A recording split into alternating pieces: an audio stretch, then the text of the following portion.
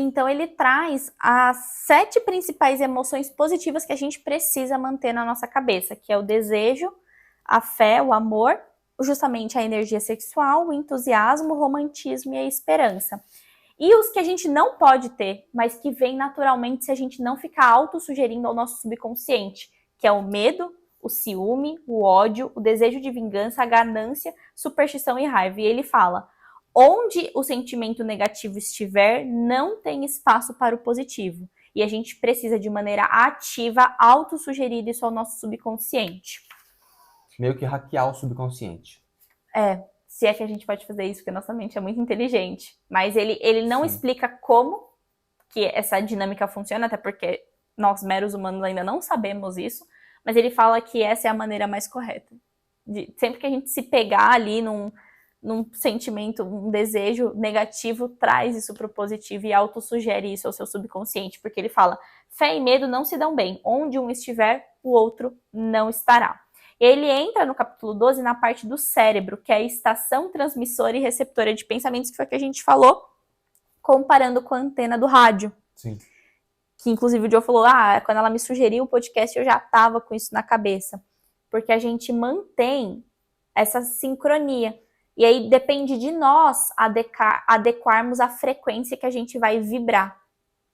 Se a gente decidir vibrar em frequências negativas, a gente só vai mandar para o nosso subconsciente os desejos negativos. Agora, se a gente... Isso é a interpretação que eu tive, tá? Certo. Se a gente se manter na frequência, né, e sintonizar nas partes positivas, a gente consegue se conectar com pessoas na mesma frequência que a gente.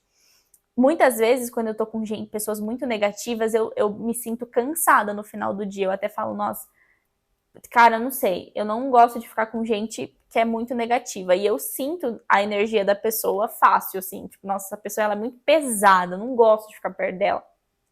E aí, talvez o erro esteja em mim. Porque eu tô me deixando sintonizar nessa frequência, talvez. Ao invés de mudar e eu contagiá-la com a minha. Entendi a sua colocação. E partindo dela, eu já vejo esse capítulo um pouco diferente. Eu vejo, por exemplo, sim, o cérebro seria como uma frequência de rádio, uma antena de rádio que ele vai receber aquelas vibrações e vai transformar para que todos consigamos ouvir em ondas sonoras, certo? Pensando no rádio, sim. Sim. O cérebro funcionaria semelhante. Nesse capítulo foi isso que ele quis dizer, na minha concepção.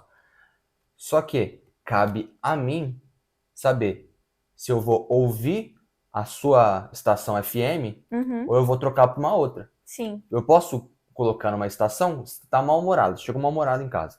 E você tá soltando seu mau humor nas pessoas. Eu posso ouvir o seu mau humor, ou mau humor, e simplesmente mudar de estação. E parar de ouvir. Na verdade, não tem como parar de ouvir quem tá no outro lugar. Mas eu vou ouvir não o se conectar com seu essa energia, mau humor, só que o meu rádio não vai passar esse mau humor pros outros. Então acho que isso que ele tá falando é no sentido de eu controlar e governar minha própria mente. Eu sou o governante da minha vida, governante do meu cérebro. Então eu controlo o que eu recebo, como eu recebo e como eu reflito. Isso que eu entendi do que ele falou nesse capítulo. Sim, é um capítulo bastante denso. Ele até... enquanto eu li, eu não entendia muito bem. E aí me deu um afago no coração quando ele fala no final: se você não entendeu, tudo bem, termina o livro e depois volta para esse capítulo. E aí, aos poucos, você vai digerindo o livro, e aí eu fui começando a entender um pouco mais. Mas ele fala que o cérebro realmente, a gente ainda não entende como é que ele funciona, mas ele acredita que seja da maneira como o rádio funciona. E quando o cara descobriu as ondas sonoras lá do rádio, as pessoas chamaram ele de louco. Então talvez a gente ainda venha descobrir como é que funciona essa transmissão de energia pelo cérebro, que é invisível aos nossos olhos, assim como as ondas sonoras. Tipo, aqui, eu não tô ouvindo as ondas de rádio agora, mas os rádios conseguem conectar, porque elas estão passando aqui. Eu que não consigo ouvir.